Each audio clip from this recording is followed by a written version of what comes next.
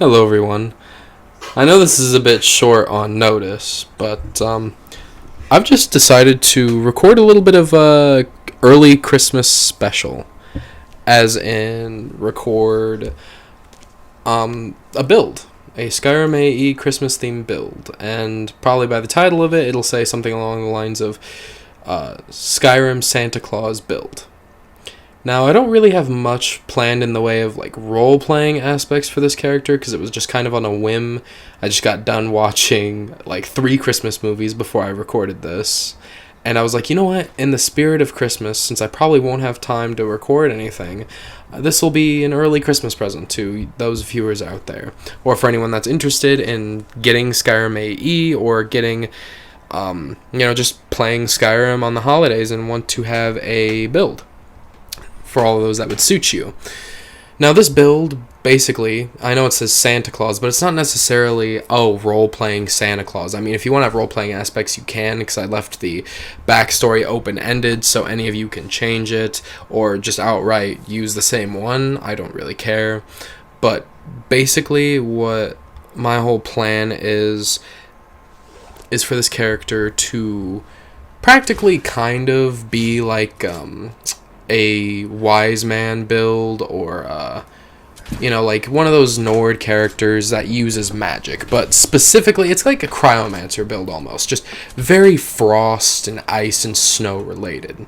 Now, I used a few different play styles, but I'll get into more later about play styles. But to satisfy those of you who really want a backstory, I have something in the line of that, kind of similar. Of course, this character's race would be a Nord, barbarian-ish character, because I wanted to have something that's like, a Nord Viking character, because of course those are, when you think of Nord and Vikings, you think, oh, they're, the shirtless barbarian people that kind of run around screaming and, usually in the snow, mostly, unless you're thinking of Conan, which is in, like, the desert or something. But, anyways, to get on with a backstory-ish, I'm not super heavy into the lore. I know very basic things. So, here, I'm just going to get into the backstory, just to fill in the time gap. The backstory would start off with Claus. I'm going to refer to him as the rest of this story. Claus would be born in Bruma in the province of Cyrodiil. He would be basically brought up by his Nord mom and his Nord dad. His mom was pretty much that, just a mom, a good mother, she just raised him. Meanwhile, his father was more of an interesting character. His father was something of the sort of a sword for hire, but he was more of a spellsword at that. He took the old ideals of ancient Nords that would use not only magic, but combat to their skills, and mostly they would rely on their magic to help defend against, other people in combat, such as something along the lines of using alteration spells for, their extra armor rating, and then using their combat skills, such as using battle axes or two-handing their war axes or whatever they did. That was basically what his father was, just a brief representation or a summary of how a Nord would fight back in, way when Ysgramor or Talos was around, or, something like that. But it wasn't just that, it was also the ideology and the beliefs of these Nords. They didn't necessarily fully believe in all these other gods, and didn't also believe in Talos as much as they do now. And that's something else that his father would have, that would be sort of a bitterness towards Nords these days, all being imperialized and completely forgetting the old ways of not only kind, but sure, their true god. And sure, yeah, they did somewhat believe Talos, for he was a warrior god, but that wasn't their very first belief. Now, there's probably some other gods that the Old Nords believed in, but that's just a brief summary as of what those ancient Nords actually did, or what they were like. So, but it's not also just the beliefs, it's the mindset, personality, if you will, that really makes this Claus's father very, stand out prominently in his childhood, giving him a lot of his influence for not only his cultural beliefs, but just the way he was brought up. His father was around in his childhood, but not necessarily too much to have a super great influence that he would turn out as a spitting image of him. His father was, like I said, a mercenary for hire, so he would travel around a lot helping other people, to travel around and basically protect them, using his unique skills at cryomancy, or just frost magic, if you will, along with his battle prowess to make a lot of gold. And usually he would come back in between traveling, or in between customers, for a few weeks at a time, but not necessarily to stay around for too much longer, because before he knew it, he was going back out and helping, some rich imperial noble go and intimidate somebody for money, or go through a Dwemer ruin and obtain some other equipment or items that they fancy, whatever it may be. Now, this is how Claus's life was up until about 15 years old. But before that, about at the age of 10, he was also starting to gain more of a mind to ask his mother exactly why his father chose to do this profession. Even if he was 10 years old, he still was wondering why his father was always gone for sometimes a month or so. And even his mother didn't necessarily know how to answer the question, but when it came down to it, she decided to give him the answer of simply that's just how his father got raised. That's just how his father raised him, and how his father's father raised him. It seems to be a family tradition to pass down the old Nord ways, and that's the way she could only assume was how the character was. Well, not character, but his character was, his personality, that's why. And she even would go as far as to say that even he doesn't know why he does it. It's just something that he does. It's taking the fact that, you take up a family line of a job that you're just good at, kind of like how a shopkeeper would raise their children to become the shopkeeper of that shop, or how a farmhand would be raised to take over the farm.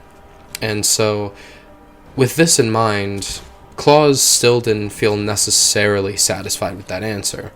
He still wanted to hear from his father directly as to why he was the way he was, although he was a little bit knowledge now, or enlightened that, maybe this is, somewhat of an answer, but he would wait until he was 15 years old, where he would then ask his father directly, knowing that 15 years old is a prominent age for most Nords to start doing things for their family, such as hunting, gathering things, or getting a job in the current day, of course.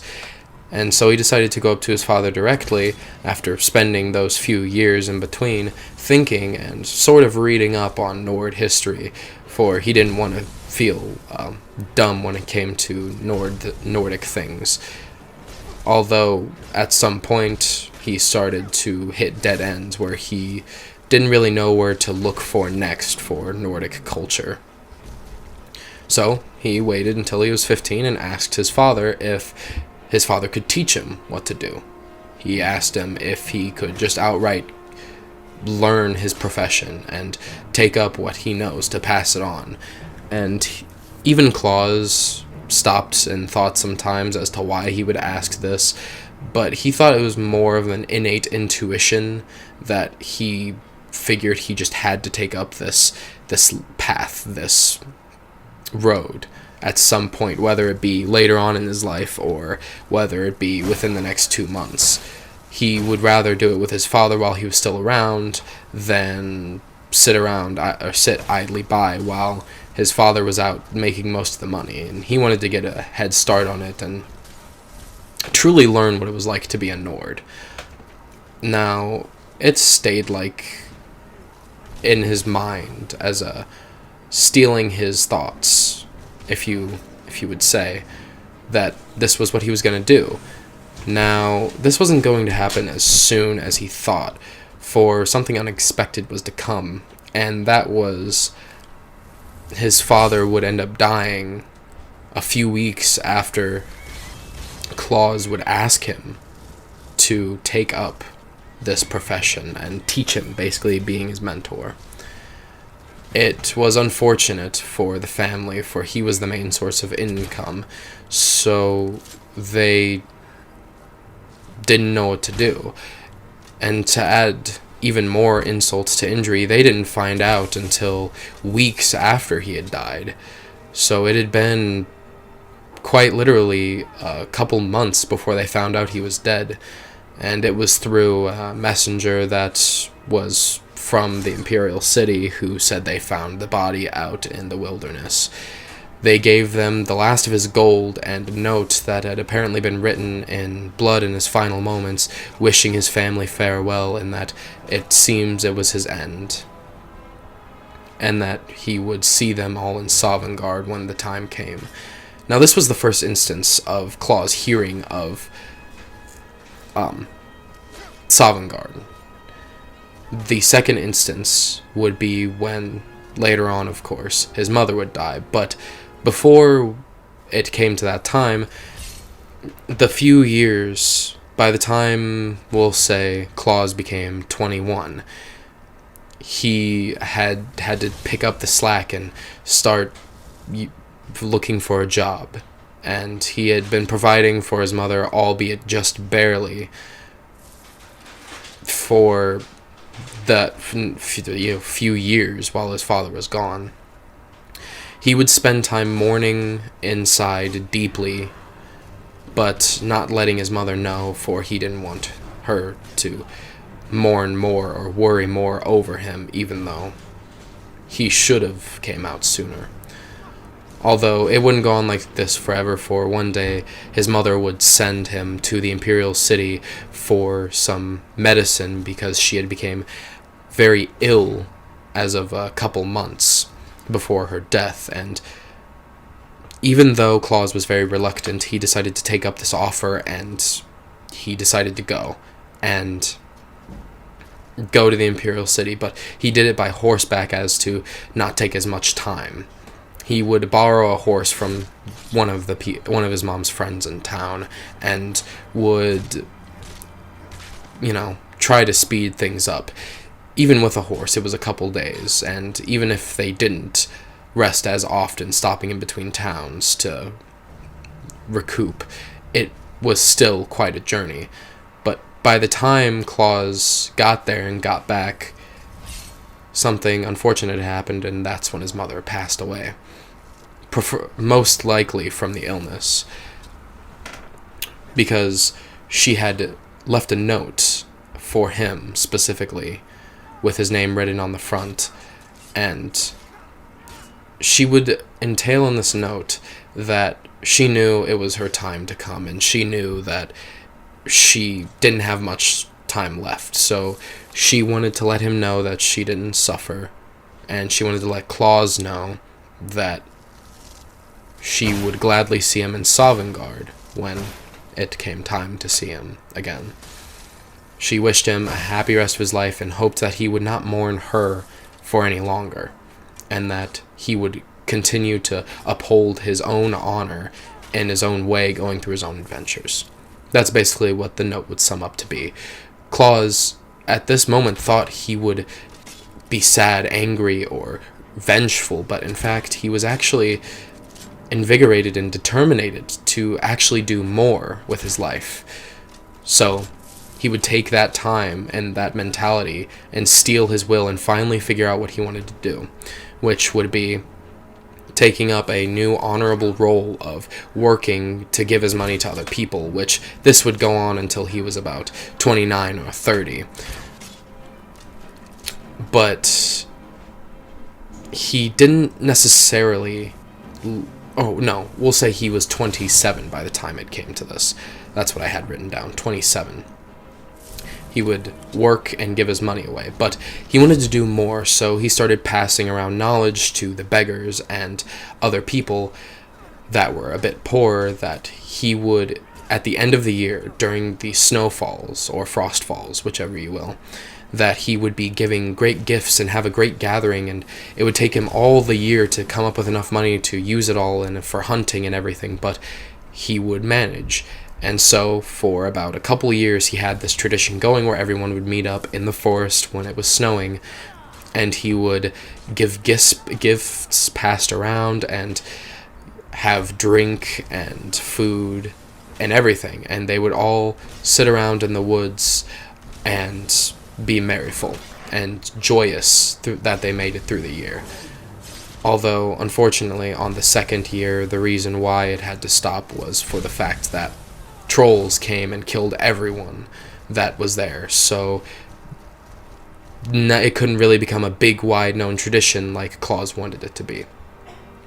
And that is where he is now, where he would much rather use his ancient Nord knowledge to fight other people, or not fight, but help other people with his skills and his magic that he would learn over the next 10 years of his life. So by the time he became 30, he would go all throughout the ancient war, or not ancient war, the Great War, helping in the Great War, and then becoming disappointed that the High Elves had to come take over, but he wouldn't necessarily be angry, he just wanted to help in any way he could.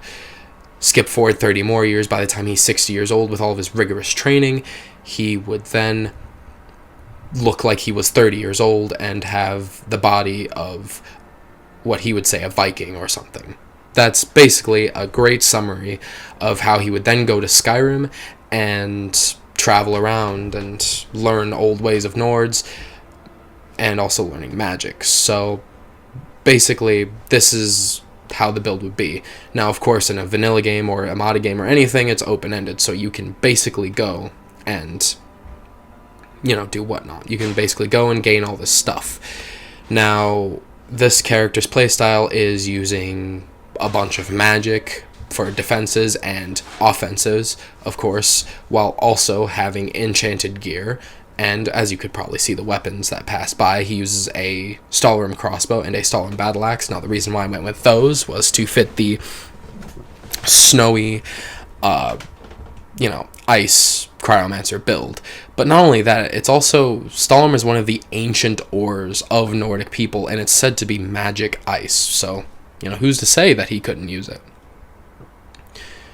Or that, he wouldn't use it. Especially a crossbow, which seems to be a bit more ancient in terms of design. But anyways, he would also use things like conjuration magic to summon specifically frost Atronachs, and then he would use frost, cloak, and then use ebony flesh two-handed so it lasts longer and it gives him more of a buff. So practically what he would do is go into battle, and I mainly added the stealth elements just to have maybe a bit more playstyle. Like if you wanted to be a bit more stealthy, pick people off, then go up close and start using magic, he would use illusion. And if you wanted to have him be specifically more of a sneaky archer plus magic character, he could do that. Or my preferred one is just using Frost Atronachs, going in with Frost Cloak, Ebony Flesh, and then using a crossbow for further away people, using maybe some magic to slow some people down, and then using the Battle Axe. Now, the skills that I would go with would be two-handed, block, smithing, enchanting, alteration, destruction, conjuration, and restoration. Restoration. And then those would be the main skills. Destruction for only going up through the ice, the frost tree for the frost elements to be stronger, an alteration, getting basically all the perks. That's one of the main things for a lot of the defense. And then also using the Lord Stone, because that would also give you just an all-around physical resistance buff plus the magic resistance buff, unlike the Atronach Stone, which is only for magic defense. Using, of course, Destruction and Conjuration, like I said, only using for Frost Atronachs instead of anything else. Enchanting would only be using Frost Enchanting. Now, the weapon that I would go with would be, I think it was Bone Chiller. And, of course, I know it's kind of weird. I mean, a hammer would also work pretty well, like a Warhammer, because it ignores armor, so it does a lot of damage. But I went with a Battle Axe because of the bleed, and it's just a bit faster. It's an all well-round decent weapon. Now, Illusion and Speech are not a must-have. I figured Speech would be because he's Santa Claus, and if you wanted to go more in depth to the story, you could say he was a very jolly, all-around character that, you know, would be able to brighten anyone's mood up, but also cause intimidation. Archery is another big thing, but you don't necessarily have to put as many points into it, unlike I did. And stealth, or sneak, like I said, also isn't that useful for this character if you're going full Viking. But, yeah. That is all of the stuff that I could really say about the build. With his points, like where to allocate them. I would say that this is more of a expert level character, because here at the end I thought of the great idea to just try and go up against the Ebony Warrior, the max level character with all of these things in mind, and I was like, okay, I'm just gonna see what I can do. Yeah, he's definitely an expert level character, because I did actually end up dying almost in one hit by him, like literally almost one hit. I was just sitting there trying to attack him, and he got me. But about the weapons, by the way, I meant to say this, but the weapon, I would have, of course, frost enchantments on them, because they're the most powerful enchants you can have on the Stalin weapons, because they actually get a boost in it. And then I just had, like, on the crossbow, paralysis, and then on the Battle Axe, stamina absorption, so that way you can keep power attacking. I figure that's a good combination, but you can also just have absorb health or anything. Now, this is how it went on expert. Like I said, I was on master before, and all the other clips you saw, I was actually on master difficulty. So it seems like for normal enemies and normal places, you can mostly be master and on master difficulty and be fine. But if you're fighting the Ebony Warrior or something that's very powerful, like an ancient dragon or a revered dragon, or maybe a Draugr Death Lord, you might be a bit more of an expert thing, so you might have to switch between them if you were to use this build. Now, like, I'm going to take this time to talk a little bit more about his playstyle, like what he would do for the way that I would play him. So how I would play him is I would go in, and as I'm walking into combat, I would use my Ebony Flesh, of course, dual casted. I would then use my Frost Cloak, summon 2 Frost Atronachs, not dual casting them because, you know, you don't need them to last that long. And then just using the Battle Axe and, like, killing everyone that goes close to you, and then using the crossbow for further away opponents. And as you can see here, I did kill the Ebony Warrior on expert, so like I said, this was just to show how he would do against it. And it even seems with all the other stuff he doesn't have that much defense, but yet again, it is the Ebony Warrior, and he's meant to have massive amounts of health and damage, so wouldn't necessarily worry about that. But about his playstyle, you would go into combat and, you know, let your Frost Atronachs do whatever. You could block with your Battle Axe and kind of bait out power attacks to use quick reflexes and kind of slash and whittle away people. And especially in big groups, this is where this character shines, especially if you had a Absorb Health enchantment. It would do a massive amount of damage, and with the Frost Cloak, it would slow everyone down. And this is mainly like a tanky build, almost, to sort of bait people to get closer to you and do massive damage up close, and that's where the potential really shines. But other than that, like I said, this build is, you can make it a battle build, or you can make it a stealth build, but it mainly just involves using frost, any frost-themed magic, or anything like that. So, I hope you enjoyed. I really hope you like it, even if this is last minute. I hope you have a good Christmas, because this is Christmas themed. Like and subscribe if you've made it this far. Leave a comment if you want more, if you liked it. And I hope to see you in another one. And I promise the next one will have a bit more well thought out to it. I was just testing the waters to see how this goes. So, have a good rest of your night or day. Have a good Christmas. Merry Christmas. And I will see you in another one. Goodbye.